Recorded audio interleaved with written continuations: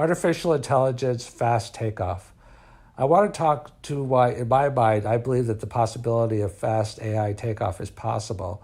Um, so basically, fast takeoff means that AI would go from a modest amount of general capability to superhuman capability in a modest amount of time. And basically, one idea is that just through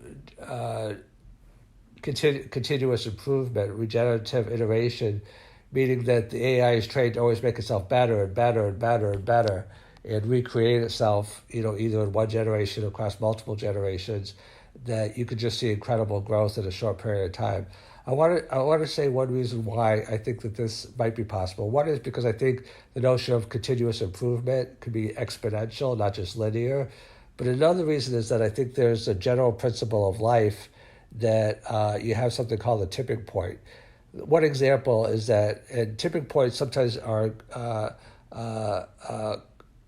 quantitative, quantitative, quantitative, quantitative, quantitative. Then when you hit the tipping point, it becomes qualitative. So water is an example that when you heat water and it hasn't reached the boiling point, it looks like nothing is happening. So you're getting hotter and hotter and hotter and hotter. Then all of a sudden, once you reach the boiling point, then you have that tipping point. You have that qualitative change. So there's a lot of things in life that are like that reach tipping points in life. Whether it be events in history or whether it be changes in an industry.